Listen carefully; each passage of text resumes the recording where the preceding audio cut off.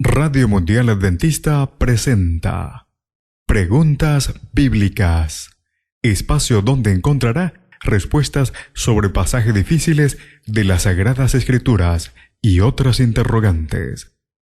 Conducido por el licenciado Rodrigo Josué Rivas. Saludos. Esperamos que el programa de hoy pueda ser de gran ayuda a su crecimiento intelectual y espiritual. Comencemos. ¿Surgirá otra vez la rebelión y el pecado en la tierra nueva? Nuestro programa de hoy, nunca más. La pregunta que se hace no es tan simple como parece. Si la respuesta es negativa, entonces tenemos que ocuparnos del tema del libre albedrío. Si es positiva, entonces el problema es que el sacrificio de Cristo no fue lo suficientemente poderoso para solucionar de una vez y para siempre el problema del pecado. El universo existiría bajo la sombra de otro conflicto inevitable. Bajo tales circunstancias, ¿podrían los seres inteligentes realmente disfrutar del cielo? A manera de respuesta, expresaré dos cosas que afirmamos con claridad y sobre esa base haré algunos comentarios. Primero, el fin de Satanás, los pecadores y el pecado. El originador del pecado no es eterno, y su reino tampoco. Ambos tendrán un fin, que se producirá cuando Satanás lleve a cabo su ataque final contra Dios y su pueblo. Y el fuego lo consumirá, dice el libro de Apocalipsis capítulo 20, el verso 7 y 10. Este es uno de los acontecimientos más importantes en la resolución del conflicto cósmico. El originador del pecado y la rebelión y el instigador del pecado dejará de existir, sin dejar un vacío en el universo que otro tenga que llenar. Debido a su corrupción absoluta, la presencia de Satanás en el universo es innecesaria. Una vez que el enemigo es borrado del universo, sus seguidores, los demonios y los seres humanos rebeldes, no quedarán como una extensión de su persona y poder. Ellos también caerán en el olvido, sin dejar rastro de su existencia y corrupción. Los ángeles caídos enfrentarán a Dios como juez en el gran día del juicio, y experimentarán la muerte eterna, tal como lo dice la carta de Judas, el verso 6, y segunda de Pedro, capítulo 2, el verso 4. La destrucción de los malvados también será radical y se llevará a cabo junto con la de Satanás y sus ángeles caídos, como lo dice Apocalipsis, el capítulo 20, el versículo 7 al 15.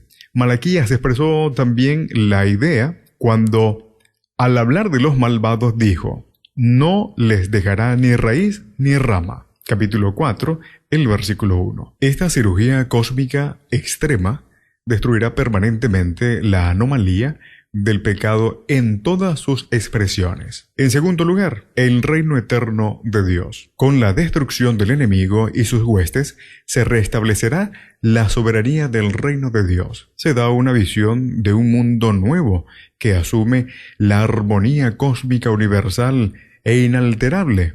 La erradicación del sufrimiento y la muerte se expresa de manera que excluyen su resurgimiento, según Apocalipsis capítulo 21, el verso 4. Los redimidos nunca más saldrán del templo de Dios, dice Apocalipsis capítulo 3, el verso 12. Así que no tendrán hambre ni sed, Apocalipsis capítulo 7, el verso 16. Y sus nombres jamás serán borrados del libro de la vida, dice Apocalipsis capítulo 3, el verso 5.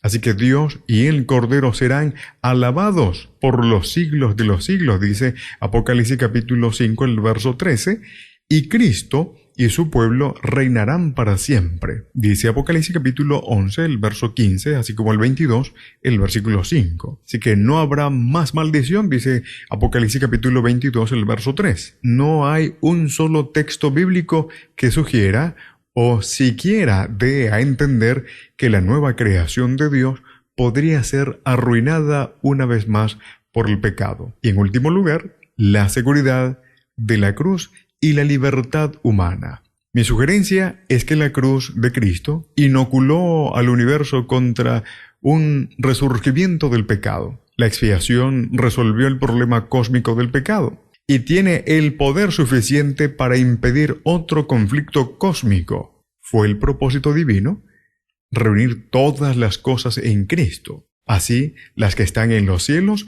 como las que están en la tierra. Dice el libro de Efesios, en el capítulo 1, el verso 10. Así lo hizo, y seguirá sosteniendo todas las cosas en Él por la eternidad, dice Colosenses capítulo 1, el verso 19.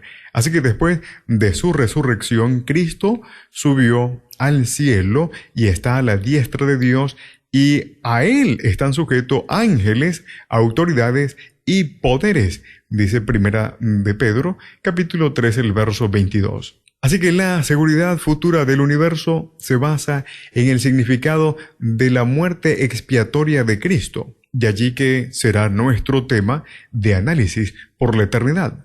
Todas las criaturas inteligentes se someterán voluntaria y permanentemente al Señor como resultado de la magnitud y de la magnificencia del amor divino revelado en la cruz de Cristo. Elena White expresó: el plan de salvación, que hará manifiesta la justicia y el amor de Dios, brinda una salvaguarda eterna contra la deserción de los mundos no caídos y de los que sean redimidos por la sangre del Cordero. Señales de los tiempos. 30 de diciembre de 1889. Esperamos que el programa de hoy haya sido de gran bendición. Hasta la próxima. En la producción, Pastor Ángel Manuel Rodríguez. Preguntas Bíblicas fue una presentación de Radio Mundial Adventista.